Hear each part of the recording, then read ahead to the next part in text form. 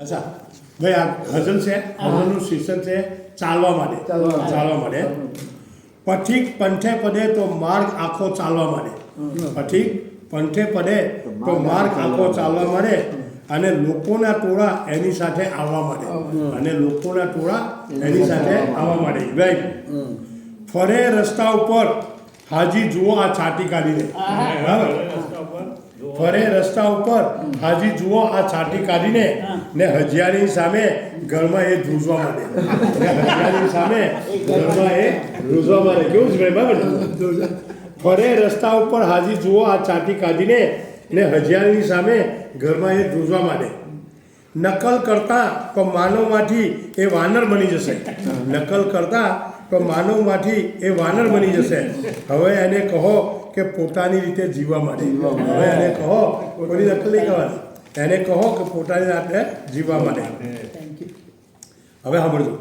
જુવાનીમાં તો એને આબરૂના કાકરા કર્યા જુવાનીમાં યંગ એજમાં જીવનમાં એના આબરૂના કાકરા કર્યા અને ઘર પણ આવ્યું ત્યારે કાકા વીરવા માંડે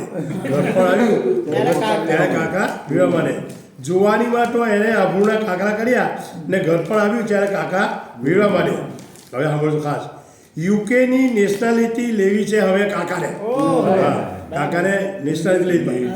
યુકેની નેશનાલિટી લેવી છે હવે કાકાને કહો કે એ ચોટલી બાંધી ઇંગ્લિશ શીખવા માંડે બરાબર અચ્છા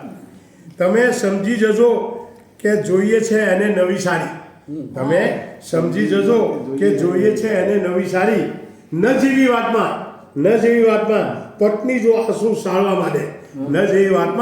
પત્ની જો આંસુ સાળવા માંડે તો સમજી લેવાનું કે ભાઈ એને કંઈ જોઈએ સમજી ગયા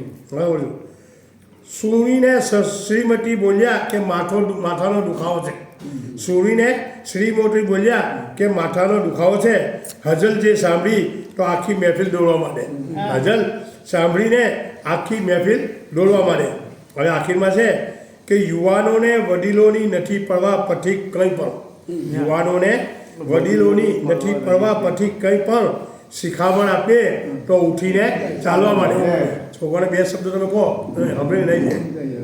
યુવાનોને વડીલોની નથી પડવા કંઈ પણ શિખામણ આપે તો એ ઉઠીને ચાલવા માંડે અને પથિક પંથે પડે તો માર્ગ સાથે ચાલવા માંડે અને લોકોના ટોળા એની સાથે આવવા માંડે બરાબર